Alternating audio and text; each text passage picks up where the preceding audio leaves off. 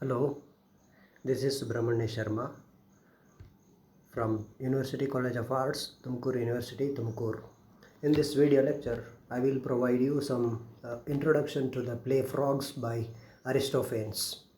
My lecture has 4 parts. In the first part, I will provide you some information regarding the playwright Aristophanes. In the second part, I will provide you an overall view regarding the play Frogs. Then in the third part, I will introduce you the characters in the play Frogs.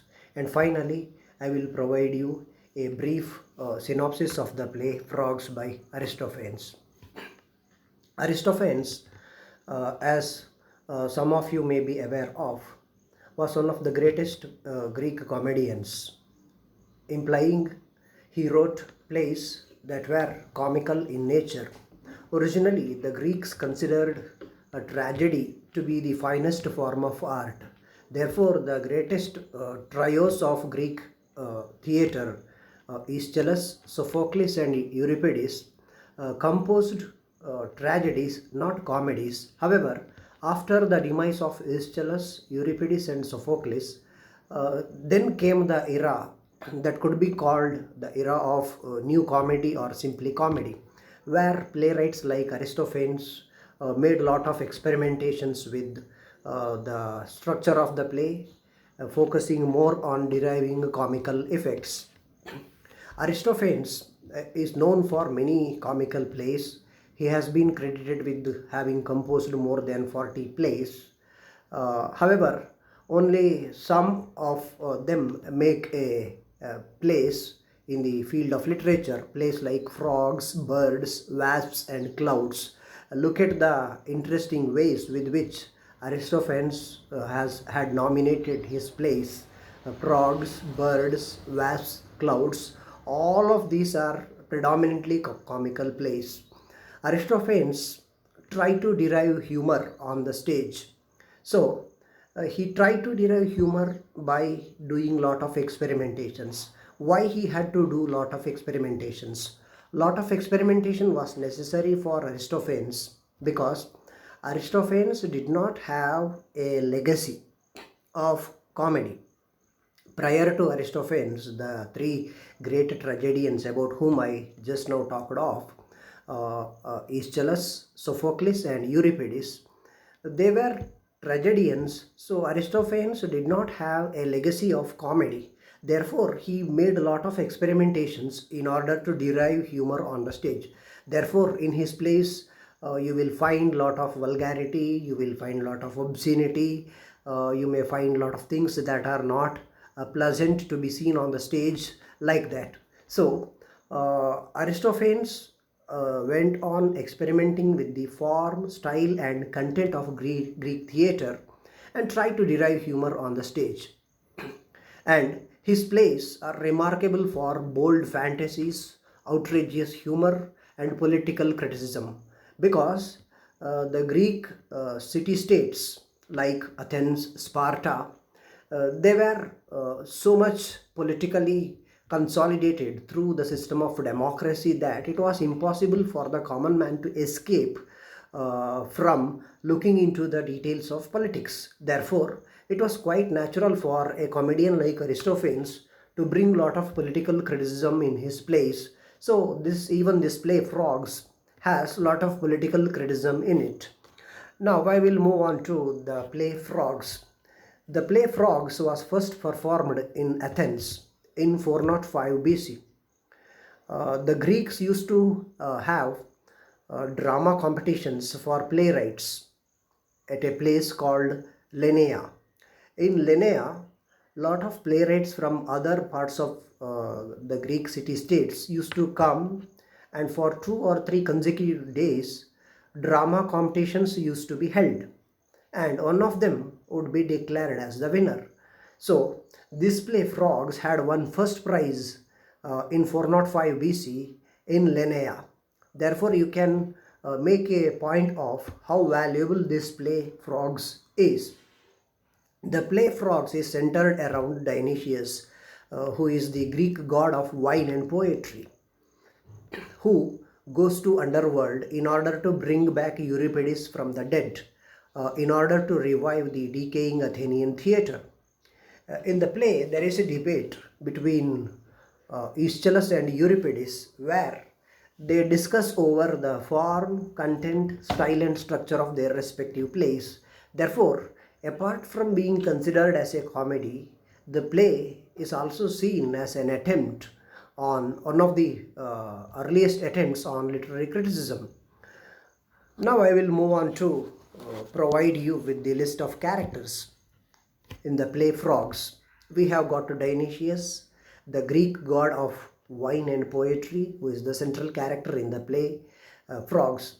Here, the character of Dionysius is rather given in a very comical way, because Dionysius has been portrayed as a obese, pot-bellied, coward god in this play. Then we have got Xanthias, who is the slave to Dionysius. Then we have got Heracles or Hercules, about whom everybody is very familiar with, one of the Greek heroes, Hercules. We have got Charon or Charon, who is the boatman at Lake Acheron. Now I will provide some more information regarding Lake Acheron. The Greeks believe that when somebody dies, his soul will go to the underworld or Hades. In order to go to the underworld, one has to cross a lake. That lake is called Acheron. So there will be a boatman called Charon who will take the dead souls across the lake Acheron to the underworld or Hades. So Charon is the boatman at Lake Acheron. Then we have got Aeacus, who is the gatekeeper at the entrance to Hades. We have got Pluto, god of the underworld or god of Hades. We have got Persephone, wife of Pluto. We have got a maid to Persephone. Then we have got the three major tragedians of Greek theatre, Euripides, Aeschylus and Sophocles as characters in the play. Finally, Frogs, about whom the title of the play rests as the chorus in the play. Now let us move on to the brief synopsis of the play. When the play begins, Dionysius decides that he should go to the underworld because he has found that the theatre, the Greek theatre, is in a very deplorable condition. Why the Greek theatre is in a very deplorable condition? Greek theatre is in a very deplorable condition because the fireworks of the great Greek tragedians like Aeschylus, Sophocles and Euripides was already over. So the playwrights who followed Aeschylus, Sophocles and Euripides were not so competent enough to continue the great quality that these three playwrights brought onto the stage through their plays. Therefore, Dionysius decides that the only way of improving the deplored condition of Greek theatre is to bring Euripides from the dead. Why Dionysius has chosen Euripides is not given clearly in the play. However, it seems that Aristophanes has an idea to derive humor by satirizing Euripides, which is quite common when someone tries to derive humor. Therefore, Dionysius, having decided to go to the underworld to bring back Euripides to earth, goes to the underworld disguised himself as Hercules. Why Dionysius has to disguise himself as Hercules? Because Dionysius lacks courage. That's one reason. The second reason is that Hercules had earlier been to underworld to bring a dog, Cerberus, from the underworld. Or in other words, Hercules had been to underworld to steal a dog. So Hercules is the only one person who has gone to the underworld and came back alive in one shape. So Dionysius thinks that dressing himself as Hercules will suit better for the purpose. So having dressed himself as Hercules, he goes to underworld accompanied by his slave Xanthias. Now let me make a point here. For the first time, Aristophanes has brought an aristocratic person as well as a slave on the stage. The Greek hierarchy never allowed slaves, prostitutes, or the lower class people to come on or appear on the stage as characters. You may not find it in the earlier plays of other playwrights. However, Aristophanes has managed to bring an aristocratic person like Dionysius and Xanthias on the stage. They go to the lake Acheron. While crossing the lake Acheron, once again class hierarchy is maintained because only Dionysius sits in the boat driven by Charon, whereas Xanthias has to walk around the lake in order to reach the other side of the lake where the entrance to Hades lies.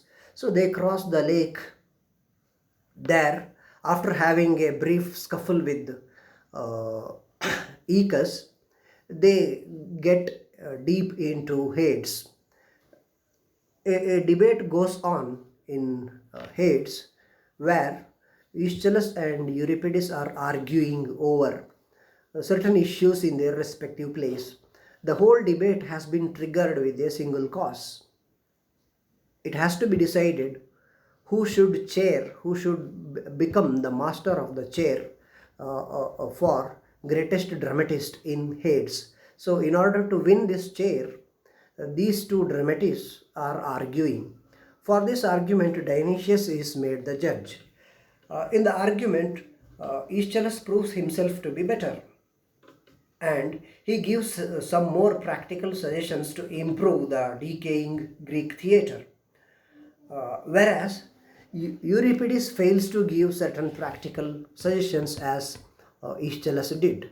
Therefore, Dionysius decides Aeschylus is the better of the two. So, Aeschylus has to be taken back to earth. However, the loser, Euripides, does not get the chair of the greatest tragedian in Hades, or the greatest dramatist in Hades, because before leaving for earth, Aeschylus leaves his chair to Sophocles, not to Euripides. So the whole objective of Aristophanes is to satirize and criticize, or rather make fun of Euripides by giving or leaving no choice for Euripides. Aristophanes brings Euripides to a very low level. The play ends with this note, ends with the decision of Dionysius to take Aeschylus back to earth. So this could be seen as a suggestive attempt by Aristophanes to go to classical traditions in order to revive the decaying theatre in Greek. Friends, with this I conclude my brief video lecture on the play Frauds by Aristophanes. Thank you.